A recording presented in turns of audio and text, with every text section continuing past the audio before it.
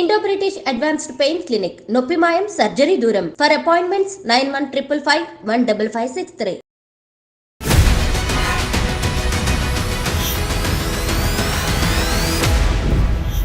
నమస్తే, welcome to I dream inside politics with Kavitha. Padma అవార్డుల విషయంలో తెలంగాణకి అన్యాయం జరిగింది. గద్దర్ లాంటి వ్యక్తులకి ఎందుకు ఇవ్వలేదు? ఇవి ఈ మధ్య వినిపిస్తున్నటువంటి హాట్ క్వశ్చన్స్. నిజంగానే ఎందుకని గద్దర్ ని కన్సిడర్ చేయలేదు? దీనికి కేంద్ర మంత్రి బండి సంజయ్ ఇచ్చినటువంటి సమాధానం, బరాబర్ పద్మ అవార్డ్ ఇవ్వము. ఎంతో మంది బీజేపీ లీడర్లు చంపినటువంటి మావోయిస్ట్ లీడర్ కి ఎందుకని పద్మ అవార్డు ఇవ్వాలి? ఇది బండి సంజయ్ చేసినటువంటి వ్యాఖ్యలు. దీని మీద మాట్లాడడానికి మనతో పాటుగా ఉన్నారు బీఆర్ఎస్ సీనియర్ లీడర్, మాజీ ఎమ్మెల్యే క్రాంతి గారు. క్రాంతి గారు, నమస్కారం అండి. నమస్కారం గీత గారు. క్రాంతి గారు, ఇప్పుడు బండి సంజయ్ చేసినటువంటి వ్యాఖ్యల్ని మీరు ఎట్లా చూస్తున్నారు? నిజంగానే కేంద్ర ప్రభుత్వం వివక్ష చూపిస్తోందా, లేదు పర్టికులర్ గా ఆయన మావోయిస్ట్ కాబట్లే ఇవ్వలేదు అని మీరు అనుకుంటున్నారా? బండి సంజయ్ మాటల వెనకాల దాన్ని చాలా మరి ఏ గూడు పుట్టనుందో మరి తెలియదు కానీ అసలు గద్దర్కు ఏ అవార్డు ఇవ్వాలని ఆయన ఎప్పుడు అనుకోలేడు. గద్దర్కు అవార్డు ఇవ్వాలని ఆయన కుటుంబం కూడా బీజేపీ పార్టీని అడిగింది లేదు. అది రాష్ట్ర ప్రభుత్వం ప్రపోజల్ పంపినట్టుంది. దానికి ఆయన స్పందించింది తప్పించి గద్దర్ అయితే ఏది అడిగింది లేదు. గద్దర్ కుటుంబం కూడా అడిగినట్టయితే మనం ఎక్కడ పేపర్లో కానీ ఎక్కడ కూడా మనం చూడలేము. అయితే ఆయన మాటలు మాత్రం కొంచెం అహంకారపూరితంగా ఉన్నట్టు చాలా స్పష్టంగా అర్థమవుతుంది. గద్దర్కి ఎందుకు ఇవ్వాలి, గద్దర్కు నక్సలైట్ అని ఇంకోటి అని మాట్లాడడం అనేది, బండి సంజయ్ ఒక స్థాయి లేని వ్యక్తిని తీసుకొచ్చి కేంద్ర హోంశాఖ సహాయ మంత్రి చేస్తే ఇట్లాంటి మాటలే మాట్లాడతారు. ఎందుకంటే స్థాయి లేని మనిషి, అయినా సోయి మనిషి, ఎప్పుడేం మాట్లాడతాడో తెలియదు. ఎవరి గురించి ఎటువంటి కామెంట్లు చేస్తాడో తెలియదు. ఆయన మాటలకు మహిళల గురించి కానీ పెద్దల గురించి కానీ ఎవరిని కూడా గౌరవించి మాట్లాడే సంస్కారం బండి సంజయ్కి మొదటి నుంచి లేదు.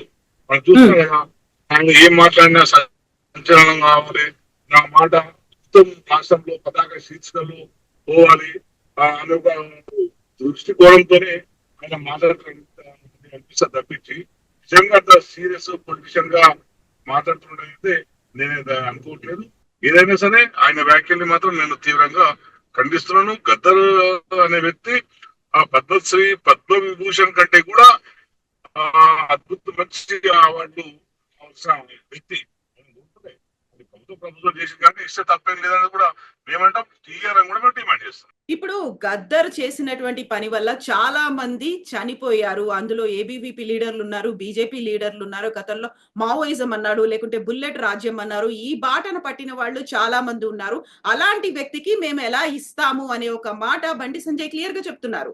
మరి బండి సంజయ్ ఇప్పుడు గుర్తొచ్చిందండి, గద్దర్ గారు చనిపోయి సంవత్సరంన్నర అవుతుంది కదా. మరి ఆ మాట ముందు మాట్లాడితే ఎలక్షన్లలో బండి సంజయ్ గారు గెలిచేదా పోయేదా అప్పుడు ఎలక్షన్ ముందు తెలిసేది.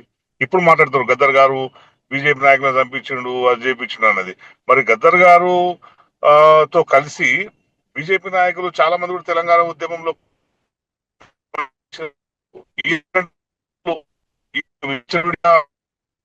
మాట్లాడతాడు కానీ ఒక పద్ధతి ప్రకారం పార్టీలో కొనసాగిస్తున్న క్రమశిక్షణకు విద్యాసాగర్ లాంటి వ్యక్తులు గద్దర్తో కలిసి పనిచేసారు. రాజేశ్వరరావు లాంటి వ్యక్తులను అభిమానించే వాళ్ళు గారు గవర్నరు, అట్లాగే గారు ఇప్పుడు గవర్నరు, వీళ్ళు కూడా తెలంగాణ ఉద్యమంలో గద్దర్తో పాటు డయాస్ పంచుకున్నారు. అట్లాగే మంత్రి తను కూడా గద్దర్తో తెలంగాణ ఉద్యమంలో డయాస్ పంచుకున్నారు. మీరు కూడా సాక్ష్యం కదండి ఖైదీ గారు. అట్లాగే ఎవరు తెలంగాణ బిల్లు సమయంలో, మీరు ఢిల్లీ కూడా వచ్చారు అనుకుంటాను నేను, బిల్లు సమయంలో చాలా సందర్భాల్లో సుష్మా స్వరాజ్ గారు గద్దర్తో సంప్రదింపులు జరిపారు. గద్దర్ గారు వెళ్ళి సుష్మా స్వరాజ్ గారు కలిసిరు, అరుణ్ జైట్లీని కలిసిరు, చాలా సాధారణంగా ఆహ్వానించారు. అద్వానీ రథయాత్ర సమయంలో కూడా అద్వానీతో కలిసే ప్రయత్నం చేసి తెలంగాణకు అనుకూలంగా పార్టీ నిర్ణయం తీసుకోవాలని చెప్పి ప్రయత్నం చేశారు గద్దర్ గారు. మరి ఇట్లాంటి బీజేపీ నాయకులందరూ కూడా తెలంగాణ ఉద్యమ సమయంలో గద్దర్ గారితో కలిసి పనిచేసారు.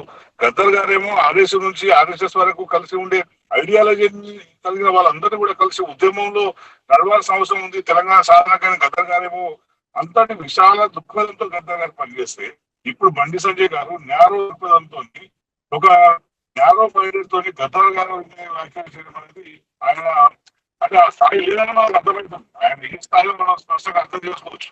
ఇప్పుడు ఆయన ఇవన్నీ ఒక గమనాలు తీసుకోవాలి కదా. అంటే ఆయన తెలియదు చరిత్ర, ఉద్యమంలో ఏం జరిగిందో తెలియదు. కార్పొరేటర్ గా ఓడిపోయిందో యాక్సిడెంట్ గా ఎంగేజ్ చేసిండు అంతే తప్పించి ఆయనకు ఇంకా వేరే చరిత్ర గురించి ఏం అవగాహన ఉందని చెప్తాడు. ఏమైనా ఉంది, ఏమైనా కావాలంటే 2 రకాల ప్రజలు రెచ్చగొడతాడు. ముస్లింస్ అంటాడు, హిందువులు అంటాడు, 2 రెచ్చగొట్టి పబ్బం గడుపుకునే ప్రయత్నం చేస్తాడు. బహుశా దీంట్లో కూడా ఆయన ముందు రెచ్చగొట్టే ప్రయత్నం చేస్తున్నట్టు మనం అనిపిస్తుంది. ఒకటి చెప్తున్నాము, గద్దరన్న అవార్డు గురించి ఏనాడు పాకులాడినాడు. ఆయన నక్సలైట్ గద్దరని చెప్తున్నాడు. నువ్వేం చెప్పేది? గద్దరనే చెప్తున్నా నేను నక్సలైట్ ని, నా ఐడియాలజీ నక్సలైట్ ఐడియాలజీ అని గద్దరనే చెప్తున్నా కదా. దాన్ని బండి సంజయ్ చెప్పుకోవాల్సిన అవసరం లేదు. బండి సంజయ్ ప్రపంచంలో ఎవరికి తెలియని ఒక అద్భుతమైన కొత్త విషయాన్ని, ఒక రహస్యాన్ని బయట పెట్టినట్లు గద్దరు ఐడియాలజీ ఉన్నాడు.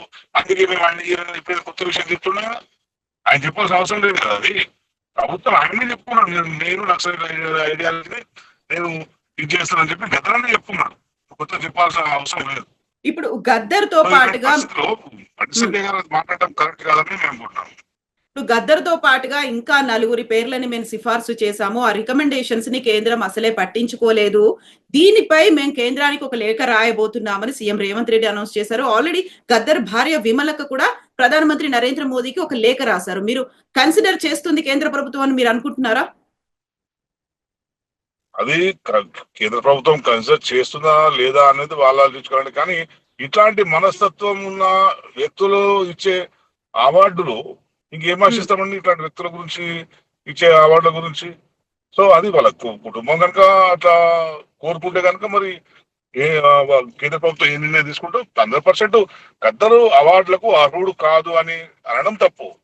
గద్దర్కు ఏది ఇచ్చినా తక్కువే. గద్దర్ చేసిన త్యాగానికి, గద్దరు దాదాపు 40 సంవత్సరాలు 60 సంవత్సరాలు తెలంగాణ ఉద్యమంలో 25 ఏళ్ళు బుల్లెట్ ను తన ఛాతీలో పెట్టుకొని తిరిగిండు. ఆరోగ్యం సహకరించకపోయినా తెలంగాణ ఉద్యమం కోసం చాలా సీరియస్ గా పనిచేసిండు. అందరినీ కలిసి ఒక ఐక్య కార్యాచరణను ముందు తీసుకొచ్చే ప్రయత్నం చేసిండు గద్దర్ గారు. ఇటువంటి ఒక విశేషమైన కృషి చేసిన వ్యక్తి ఆయన పాటలతోని మాటలతోని తెలంగాణ ఉద్యమాన్ని 5 నిమిషాల పాటతోని తెలంగాణలో ఎందుకు అన్యాయం జరుగుతుందని చెప్పి ఒక 5 నిమిషాల పాటలో ఆయన చెప్పగలిగాడు. 1995, 96 లో అమ్మ తెలంగాణ మన ఈ పాటతోని. ఈ బండి సంజయ్ ఎక్కడున్నాడు, ఎక్కడ పడుకున్నప్పుడు, ఎప్పుడు తెలంగాణ ప్రజలను ఎక్కడైనా చైతన్యం చేసినా, ఏదైనా ఉద్యమంలో ఉన్నాడా, ఎక్కడున్నాడు అప్పుడైనా? ఇప్పుడు వచ్చి నేను గద్దర్ గురించి ఆయన నక్సలైట్, ఇంకొక ఆయన ఇంకోటి అని చెప్పడం అనేది కరెక్ట్ కాదు. ఒకవేళ ప్రభుత్వం రాసి ఉంటే దాన్ని మీ ప్రభుత్వం కన్సిడర్ చేయమని చెప్పాల్సింది. మీరు ఇంకా అవి విలువ పెరిగేది. గద్దరనే అవార్డు ఇస్తే మీ బీజేపీ పార్టీకి విలువ పెరిగేది. మీ విలువను మీరే తీసుకున్నారు. అది మీ పార్టీ రేపు ఇదే స్టాండ్ తో ఉంటే కనుక తప్పకుండా ఎవరెవరైతే గద్దరన్నతో ఉండే వాళ్ళు ఉంటారో, ఎవరెవరైతే గద్దర్ ఐడియాలజీలో ఉన్నారో, ఎవరైతే తెలంగాణ ఉద్యమంలో గద్దర్తో పనిచేసే లక్షలాది మంది ఉన్నారో అప్పుడు మీ పార్టీకి వాళ్ళు బుద్ధి చెప్తారు. సో ఇప్పుడు గద్దరికి అవార్డు ఇవ్వలేదు, కాకపోతే మందకృష్ణ మాదిక్ గారికి పద్మశ్రీ అవార్డును అయితే అనౌన్స్ చేశారు, పద్మశ్రీని అనౌన్స్ చేశారు. దాన్ని ఎట్లా చూస్తున్నారు మీరు? అవార్డు అనేది ఎవరికి ఇచ్చినా సంతోషం అండి. ఉద్యమంలో పనిచేసిన వాళ్ళు ఎవరికి అవార్డు ఇచ్చినా కూడా సంతోషపడతాం. ఎవరు అనరు కాదు కదా. కృష్ణమాదేవి కూడా ఉద్యమంలో దాదాపు 30-40 సంవత్సరాలుగా ఉద్యమంలో ఉన్నాడు. ఆయన కూడా అవార్డు ఇవ్వడం మంచిదే. కానీ ఇప్పుడు బండి సంజయ్ వ్యాఖ్యలు చూస్తే నాకు డౌట్ వస్తుంది. అంటే ఇద్దరి మధ్యలో గొడవ పెట్టి గద్దర్కి ఇవ్వలేమని ఇద్దరి మధ్యలో గొడవ పెట్టే ప్రయత్నం చేస్తుండా, కుట్ర చేస్తుండా అనే ఒక అనుమానం కూడా వస్తుంది. మేమైతే కృష్ణమాదేవికి ఇవ్వడానికి వ్యతిరేకియట్లేదు కదా. ఎవరన్నా వ్యతిరేకించారా? ఆయన కూడా ఉద్యమకారుడే. కృష్ణమాదేవి ఉద్యమకారుడు కాదు అని చెప్పి ఎవరంటారు? సంతోషం, సామాజిక ఉద్యమకారుని గుర్తించారు అని చెప్పి. అట్లా అని చెప్పి మా గద్దర్ గారికి ఎందుకు ఇయ్యలేరని చెప్పి గద్దర్ కుటుంబం ప్రశ్నించిందా? ప్రశ్నించలేదు కదా. ప్రశ్నించకుండా నువ్వే మాట్లాడి గద్దర్ కంటే మేము ఇయ్యము, అట్లా నక్సలైట్ అది ఇది అంటే మీ పార్టీలో ఉన్న ఈటల రాజేందర్ ఎవరండి? నక్సలైట్ నేపథ్యం వచ్చిన విద్యార్థి సంఘంలో పనిచేయలేడా ఈటల రాజేందర్? మొన్నటి వరకు మీ పార్టీలో ఉన్న తుల ఉమా గారు ఎవరండి? తుల ఉమా గారు కూడా ప్రీవియస్ లో జనశక్తి పార్టీలో పనిచేయలేరా? ఇప్పుడున్న మీ దగ్గర ఉన్న చెప్పదండి మాజీ ఎమ్మెల్యే తన ఎవరండి? ఆమె నక్సలైట్ పనిచేయలేదా? సో బుడిగే శోభ ఇట్లాంటి వాళ్ళందరినీ కూడా మరి నువ్వు మీ దగ్గర పార్టీలో పెట్టుకొని మరి నువ్వు నక్సలైట్ల గురించి మాట్లాడుకుంటూ పోతే నీ ఉద్దేశం ఏంది? నీ అంతర్యం ఏమిటి? ఎవరెవరిని ఏ వర్గాలను రెచ్చగొడదాం అనుకుంటున్నావు, ఏ వర్గాల మధ్య నువ్వు చిచ్చు పెడదాం అనుకుంటున్నావు బండి సంజయ్. ఆయన ఏ మాట మాట్లాడినా కూడా ఏదో వర్గాల్ని ఉద్దేశించి ఏదో చిచ్చు పెట్టే ఒక కుట్ర కనిపిస్తుంటది కనుక బహుశా దీంట్లో కూడా ఏదో కుట్రకోణం ఉందని నేను అనుకుంటున్నాను. సో ఇప్పుడు దళితుల మధ్య కుట్ర పెట్టే ఉద్దేశం ఏమైనా కనిపిస్తుంది అంటారా? ఇప్పుడు ఎంఆర్పిఎస్ కి సంబంధించి ఒక వర్గీకరణని తీసుకురావడానికి ఒక అడుగు ముందుకేసింది కేంద్ర ప్రభుత్వం. సుప్రీంకోర్టు దగ్గర నుంచి కూడా ఒక గ్రీన్ సిగ్నల్ వచ్చిన తర్వాత మళ్ళీ ఇక్కడ ఏదైనా రాజకీయంగా కుట్ర జరుగుతోందని మీరు భావిస్తున్నారా? రేపు ఉండొచ్చు కదండి. ఇప్పుడు కృష్ణమాదకి ఇచ్చారండి, కృష్ణమాదకి ఇచ్చి గద్దర్కి ఇవ్వలేరు అని అని ఎవరు అడగలేరు కదా. కానీ ఈయన ఎందుకు అంటున్నాను నేను, ఈయన బండి సంజయ్కి ఏమైంది, ఎందుకు అడుగుతుండు బండి సంజయ్ ఈఎం అని ఎందుకు అంటుండు? కృష్ణమాదకి ఇచ్చిన మేమందరం కూడా స్వాగతిస్తాం. దళిత కమ్యూనిటీ నుంచి ఒక సామాజిక ఉద్యమం నుంచి సామాజిక ఉద్యమాల్లో పనిచేస్తున్న ఒక వ్యక్తికి అవార్డు ఇవ్వడం అనేది మేము దాన్ని స్వాగతిస్తాం. కానీ ఈ సందర్భంలో గద్దర్ గారి ప్రస్తావన ఎందుకు తీసుకొస్తున్నాడు, దీనికి ఎందుకు లింకులు పెడుతున్నాడు బండి సంజయ్ అనే అనుమానాలు వస్తున్నాయి. అందుకే అందరం కూడా అలర్ట్ గా ఉండాల్సిన అవసరం ఉన్నది. మళ్ళీ ఇంకా వైషమ్యాలు పెడతారు వాళ్ళు, సో అందరూ అలర్ట్ గా ఉండాల్సిన అవసరం అయితే ఉంటుందండి. ఎస్ అండి Kranthi garu, thank you so much Kranthi garu. Thank you.